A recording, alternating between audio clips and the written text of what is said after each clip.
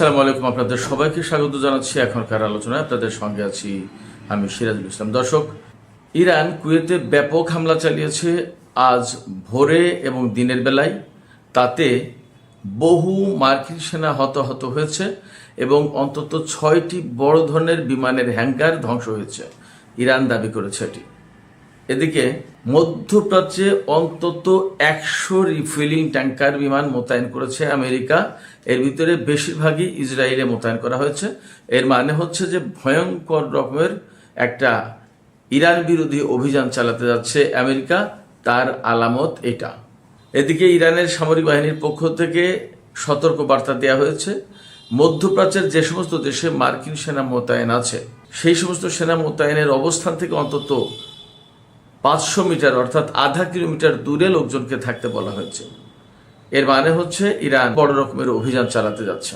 আরও একটি গুরুত্বপূর্ণ খবর আছে, বাহরাইনে ইরান হামলা চালিয়ে অ্যামাজন ডাটা সেন্টার পুরোটা ধ্বংস করে দিয়েছে, এই দাবি করেছে ইরানের আইআরজিসি। এদিকে হরমুজ প্রণালী দিয়ে তেল পরিবহন করতে হলে জাহাজগুলোকে অবশ্যই চীনা মুদ্রা ইউয়ানে ইরানকে টোল দিতে হবে বলে ইরানের পক্ষ থেকে ঘোষণা করা হয়েছে, এমন খবর সামাজিক যোগাযোগের মাধ্যমে ভাসছে। এছাড়া আরেকটি খবর আছে, আমি দুপুরের ভিডিওতে বলেছিলাম, এখন তার আপডেট আছে। একজন ইসরায়েলি সেনা নিহত হয়েছে পশ্চিম তীরে ইসরায়েল এবং ফিলিস্তিনিদের মধ্যে যে সংঘাত সংঘর্ষ চলছে তাতে একজন ইসরায়েলি কমান্ডার নিহত হয়েছে। সুপ্রিয় দর্শক, এখন এই সমস্ত বিষয় নিয়ে আলোচনা করব, এর সাথে আরো সাইডের কিছু ছোট ছোট খবর থাকবে। আশা করি আপনারা শেষ পর্যন্ত সঙ্গে থেকে এই আলোচনা উপভোগ করবেন। আর ভিডিও যদি ভালো লাগে তাহলে লাইক কমেন্ট শেয়ার করবেন এবং চ্যানেলটি সাবস্ক্রাইব করে সাথেই থাকবেন। দর্শক, চলুন আমরা বিস্তারিত আলোচনা করি।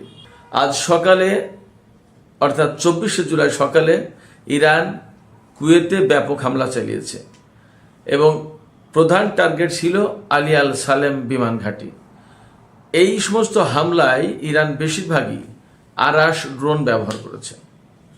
এই আরাস ড্রোন সম্পর্কে আমি গত কয়েকদিন বলেছি, যেদিন আরাস ড্রোন নতুন করে উন্মোচন করলো অর্থাৎ আরাস ড্রোন ব্যবহার করবে বলে ইরান ঘোষণা দিল, সেদিনে আমি বলেছিলাম এই ড্রোন কতটা বিধ্বংসী। 2000 কিলোমিটার পাল্লার অর্থাৎ 2000 কিলোমিটার দূর পর্যন্ত যেতে পারে, আর 150 কেজি ওয়ারহেড বা বোমা বা বিস্ফোরক বহন করতে পারে এবং ঘন্টায় প্রায় 400 কিলোমিটার বেগে যেতে পারে। বেশ গতিসম্পন্ন। 400 কিলোমিটার মানে খুব সহজ ব্যাপার না। এই ড্রোন ইরান ব্যাপকভাবে কাজে লাগাচ্ছে। এটা কামিকাজে অর্থাৎ আত্মঘাতী ড্রোন, একেবারে সুনির্দিষ্ট লক্ষ্যে গিয়ে আঘাত আনে, বিস্ফোরিত যায়, যে লক্ষ্যে আঘাত আনলো সেই লক্ষ্য শেষ। আলী আল সালেম বিমান ঘাঁটিতে আজকে হামলা চালিয়েছে। সেখানে ইরান বলছে যে বহু মার্কিন সেনা নিহত হয়েছে, আহত হয়েছে। আর এর সাথে ওই আলী আল সালেম বিমান ঘাঁটিতে অন্তত 6টি হ্যাঙ্গার ধ্বংস হয়েছে। সেখানে ড্রোন ছিল নাকি বিমান ছিল পরিষ্কার না, বাট সম্ভবত বিমানের হ্যাঙ্গার। এটা যেহেতু বিমান ঘাঁটি এবং আলী আল সালেম বিমান ঘাঁটিটা কুয়েতে আমেরিকার খুব গুরুত্বপূর্ণ বিমান ঘাঁটি, সেখানে বিমানের হ্যাঙ্গারই হওয়ার কথা। 6টি বড় বড় হ্যাঙ্গার ধ্বংস হয়েছে। বড় হ্যাঙ্গার মানেই একটা হ্যাঙ্গারে 3-4টা করে যুদ্ধ বিমান থাকতে পারে। তার মানে কুয়েতে আজকে ভালো রকমের ক্ষয়ক্ষতির মুখে পড়েছে মার্কিন সেনার, এটা পরিষ্কার।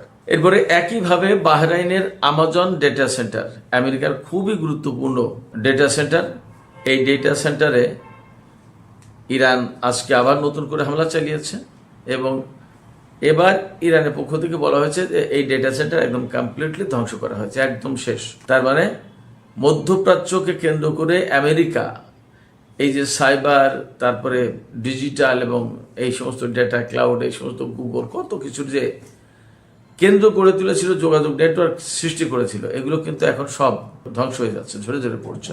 এদিকে আমেরিকা গত রাতে খার্গ আইল্যান্ডে, ইরানের যে খার্গ আইল্যান্ড, যেখানে তেলের প্রধান কেন্দ্র, তেল রপ্তানির প্রধান কেন্দ্র যে দ্বীপ, এই দ্বীপে ইরান হামলা চালিয়েছে এবং সেখানে একটি বেসরকারি অর্থাৎ একদম বেসরকারি বিমানবন্দর, সেই বেসরকারি বিমানবন্দরে হামলা চালিয়েছে। সেখানে 4টি হেলিকপ্টার ধ্বংস হয়েছে। এই হেলিকপ্টারগুলো কমপ্লিটলি বেসামরিক কাজে ব্যবহার করা হতো, বিশেষ করে সাগরে কোনো সুবিধা অসুবিধা বিপদ আপদে পড়লে তাদের উদ্ধারের জন্য এই হেলিকপ্টারগুলো ব্যবহার করা হতো। এই হেলিকপ্টারগুলো ধ্বংস করা হয়েছে। এটা আরেকটা বাজে নজির স্থাপন করেছে, এমনটা দাবি করেছে ইরান এবং এর প্রতিবাদ জানিয়েছে।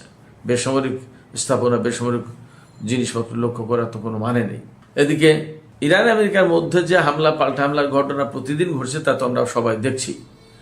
এই অবস্থায় ইরান হামলা জোরদার করেছে, তাও আমরা দেখছি। আমেরিকার বিরুদ্ধে কিন্তু ইরান হামলা জোরদার করেছে এবং এখন মেইনলি আরাস ড্রোন এবং হাইপারসনিক ক্ষেপণাস্ত্র, বিশেষ করে খাইবার শেখান, তারপরে খুরমশার 5, ফতে 110, তারপরে সিজিল, এই সমস্ত ক্ষেপণাস্ত্র ব্যবহার করছে ইরান এবং এতে ক্ষয়ক্ষতির পরিমাণ কিন্তু বাড়ছে।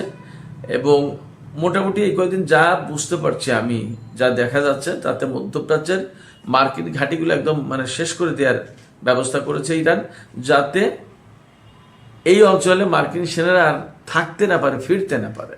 মূল টার্গেটটা কিন্তু এইটা। এবং ইরান এই যে হামলা চালাচ্ছে সেটা আমেরিকাও বুঝতে পারছে, তার জন্য পাল্টা কিছু ব্যবস্থা নিয়েছে, আমি পরে আসছি।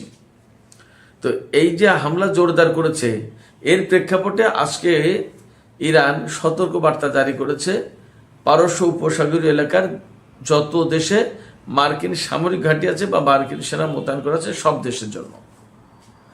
এই সতর্ক বার্তায় বলা হয়েছে যে যে সমস্ত দেশে এবং যে সমস্ত জায়গায় মার্কিন সেনাদের অবস্থান আছে, অর্থাৎ সেনা ঘাঁটি আছে বা ফাঁড়ি আছে বা ছোট ছোট ব্যারাক আছে, তারপরে সামরিক ঘাঁটি আছে, বিমান ঘাঁটি আছে, এমনকি ঘাঁটি ভেঙে চুরে যাওয়ার কারণে যদি অস্থায়ীভাবে কোনো ক্যাম্প সৃষ্টি করে বা ক্ষেপণাস্ত্র বা র্যাডার বা এরকম কোনো কিছু যদি মোতায়েন করা থাকে, ক্ষেপণাস্ত্র প্রতিরক্ষা ব্যবস্থা, তো সেই সমস্ত জায়গা থেকে অন্তত 500 মিটার দূরে, অর্থাৎ আধা কিলোমিটার দূরে সাধারণ লোকজনকে থাকতে বলা হয়েছে, যাতে এই সমস্ত মানুষ কোনো মতেই মার্কিন সেনাদের কাছে, সেনা ঘাঁটির কাছে, সেনা ব্যারাকের কাছে, সামরিক প্রতিরক্ষা সরঞ্জাম যে সমস্ত মোতায়েন করা আছে সেগুলোর ধারে কাছে যাতে না আসে। তাতে মনে হচ্ছে যে ইরান আজকে থেকে হয়তো নতুন করে তাদের অভিযানের মাত্রা বাড়াবে এবং কোথায় কোথায় কি কি আছে সমস্ত সবকিছুর উপরে হামলা চালাবে। এবং আমেরিকার পক্ষ থেকে কিন্তু একটা বিষয় মোটামুটি স্বীকার করা হচ্ছে। ইরান গত কয়েকদিন আগে বলেছিল যে জর্ডানে বা বাহরাইনে যে সমস্ত হামলা চালিয়েছে ইরান, খুব লেটেস্ট হামলা এবং অনেক বড় ক্ষয়ক্ষতি হয়েছে। এই সমস্ত হামলার আগে বাহরাইন এবং জর্ডানের লোকজন ইরানকে বিভিন্ন রকমের তথ্য দিয়েছিল, গোয়েন্দা তথ্য, যে এখানে এখানে মার্কিন ঘাঁটি আছে, এখানে এই মোতায়েন আছে, এখানে মার্কিন সেনা আছে, এইভাবে তথ্য দিয়েছিল। পশ্চিমা গবেষকরা, বিশ্লেষকরা বলছেন যে রাশিয়ার কাছ থেকে, চীনের কাছ থেকে যেমন স্যাটেলাইট তথ্য বা স্যাটেলাইটের সমস্ত সুবিধা পাচ্ছে, তার চেয়ে বড় কথা ইরান তাদের নিজেদের সূত্র থেকে এবং তাদের নিজেদের গোয়েন্দা শাখার লোকজনের মাধ্যমে, তাদের সাথে যুক্ত বিভিন্ন দেশের লোকজনের মাধ্যমে ইরান তথ্য পাচ্ছে এবং খুবই অ্যাকুরেট তথ্য পাচ্ছে। এবং সেই তথ্যের ভিত্তিতে ইরান মার্কিন সামরিক বাহিনীর উপরে, মার্কিন ঘাঁটিগুলোর উপরে, মার্কিন সামরিক স্থাপনার উপরে হামলা চালানোর সুযোগ পাচ্ছে। এখানে ইরান নিজেদের দক্ষতা, যোগ্যতা এবং নিজেদের সূত্র, নিজেদের সোর্স এজেন্টকে ব্যবহার করছে। এরকম একটা প্রেক্ষাপটে মার্কিন সেনারা, আমার বিশ্লেষণে, মধ্যপ্রাচ্যে এই মুহূর্তে অনেক বেশি কঠিন অবস্থা পার করছে, কঠিন সময় পার করছে। আরও 3টা খবর আমি আপনাদেরকে জানিয়ে আজকের ভিডিও শেষ করব। একটা খবর হচ্ছে যে মধ্যপ্রাচ্যে এই মুহূর্তে অন্তত 100টি রিফুয়েলিং ট্যাঙ্কার বিমান মোতায়েন করা হয়েছে। আমি গত 2 দিন আগে সম্ভবত খবর দিয়েছিলাম যে ইসরায়েলের বেন গুরিয়ন বিমানবন্দরে আমেরিকা 33টি রিফুয়েলিং ট্যাঙ্কার বিমান মোতায়েন করেছে এবং সেখানে আরও 7টি ট্যাঙ্কার বিমান মোতায়েন করতে চায় আমেরিকা। তাতে আপত্তি জানিয়েছিল ইসরায়েলের বেসামরিক বিমান কর্তৃপক্ষের পরিচালক। ওই ভদ্রলোক বলেছিল যে যদি আর একটা রিফুয়েলিং ট্যাঙ্কার বিমান মোতায়েন করা হয় তাহলে এই বেন গুরিয়ন বিমানবন্দরে যাত্রীবাহী বিমান চলাচলের মারাত্মক রকমের অচল অবস্থা তৈরি হবে এবং প্রতিদিন অন্তত 5,000 টিকিট বাতিল করতে হবে, 30টি ফ্লাইট বাতিল করতে হবে। তো সেই বেন গুরিয়ন বিমানবন্দর বাদে হয়তো আরও বিমানবন্দরে রেখেছে। এখন ইসরায়েলে যে কতটি বিমান রেখেছে রিফুয়েলিং ট্যাঙ্কার আমেরিকা, সেটা পরিষ্কার না, কিন্তু বেন গুরিয়নের হিসাব তো ছিল কমপক্ষে 33টা, আরও 7টা যদি রাখে তাহলে 40টা। এবং আমি যে খবর উল্লেখ করছি সেই খবরে বলা হয়েছে যে 100টি রিফুয়েলিং ট্যাঙ্কার যে মধ্যপ্রাচ্যে মোতায়েন করা হয়েছে তার ভিতরে বেশিরভাগই আপনার ইসরায়েলে। তো বেশিরভাগ যদি হতে হয় তাহলে কমপক্ষে 50টার বেশি ইসরায়েলে মোতায়েন আছে এমনটি বলতে হবে। আরও জায়গায় হয়তো তুরস্কে মোতায়েন আছে, আজারবাইজানে মোতায়েন থাকতে পারে, এরপরে সিরিয়াতে মোতায়েন করতে পারে, ইরাকের আর কোন কোন গোপন ঘাঁটি আছে এবং কোথায় মোতায়েন করেছে কে জানে। অনেক ব্যাপার থাকতে কোথায় কোথায় মোতায়েন করেছে আমরা তো কেউ জানি না। সংযুক্ত আরব আমিরাতের গভীর অভ্যন্তরে বা সৌদি আরবে মোতায়েন করতে পারে। সৌদি আরবের সাথে পরমাণু চুক্তি হয়েছে, যদিও সে পরমাণু চুক্তি নিয়ে নানা রকমের কথাবার্তা টানাপোড়েনের গল্প শোনা যাচ্ছে, দেখা যাক কি হয়। তো এই যে রিফুয়েলিং ট্যাঙ্কার মোতায়েন করলো আমেরিকা মধ্যপ্রাচ্যে 100 অন্তত, এর কারণ কি? এর কারণ হচ্ছে খুব ইমিডিয়েটলি ইরানের বিরুদ্ধে আমেরিকা ভয়াবহ রকমের সামরিক অভিযান চালাবে, হামলা চালাবে। মার্কিন প্রেসিডেন্ট ডোনাল্ড ট্রাম্প তো বলেছেন যে আমরা এমন হামলা চালাবো যা নজির নেই, নজিরবিহীন হামলা। ইরানে এর আগে কখনো এত বড় হামলা চালানো হয়নি। এমনকি যে 40 দিনে যা যুদ্ধ হয়েছে সেই যুদ্ধের চেয়েও বড় হামলা চালাবে এখন। তো যার কারণে 100টি রিফিলিং ট্যাঙ্কার জড়ো করতে হয়েছে এখানে। তার মানে বহু সংখ্যক যুদ্ধ বিমান এই হামলায় অংশ নেবে এবং মনে হচ্ছে ইরানকে মাটির সাথে একদম মিশিয়ে দেবে, তামা তামা করে দেবে। এখন ইরান এটা কিভাবে মোকাবেলা করে দেখা যাক, তারা কিভাবে কি প্রস্তুতি নিচ্ছে এবং আদৌ এই হামলা হবে কিনা সেটাও একটা প্রশ্নের ব্যাপার। এই প্রশ্ন তুলছি এই কারণে বা এই কথা বলছি এই কারণে যে দেখা গেল শুধু ডোনাল্ড ট্রাম্প এরকমের বড় রকমের হুমকি দেওয়ার চেষ্টা করছে ইরানকে, আসলে নাও হতে পারে। আবার এমন হতে পারে সত্যি সত্যিই হামলা করে বসলো। সেক্ষেত্রে ইরানকে অবশ্যই সতর্ক থাকতে হবে। ইরান কিভাবে মোকাবেলা করে আমরা অপেক্ষায় থাকলাম দেখার। আমরা অবশ্যই চাই যে এই ধরনের বড় হামলা না হোক।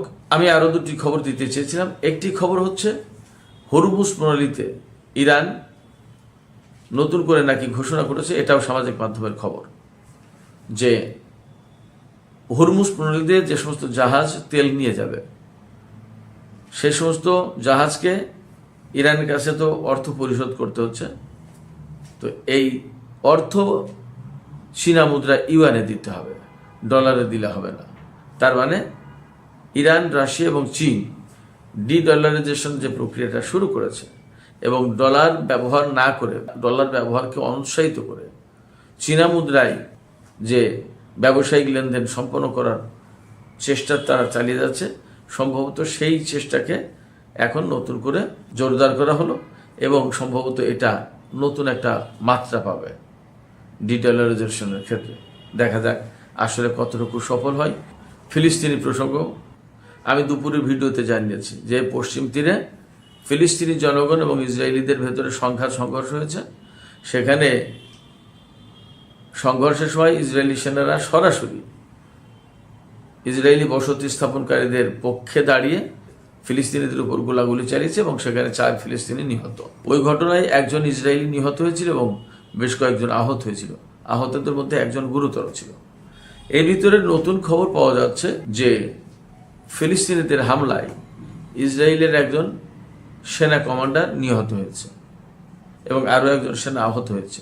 এই অবস্থার পর ইসরায়েলি সামরিক বাহিনী পশ্চিম তীরে কিন্তু ব্যাপক কড়াকড়ি আরোপ করেছে। যে এলাকায় বা যে গ্রামে সংঘর্ষ হয়েছে সেই গ্রামের সাথে শহরের যোগাযোগ ব্যবস্থা একদম বিচ্ছিন্ন করে দিয়েছে, সামরিক বাহিনী ঘেরাও করে রেখেছে এবং আমি আশঙ্কা করছি সেখানে আজকে রাতে প্রচণ্ডভাবে সামরিক বাহিনী চড়াও হবে, বহু লোক হতাহত হবে, তাদেরকে বহু লোককে গ্রেপ্তার করবে, আটক করবে, মোটামুটিভাবে এটা বোঝা যাচ্ছে।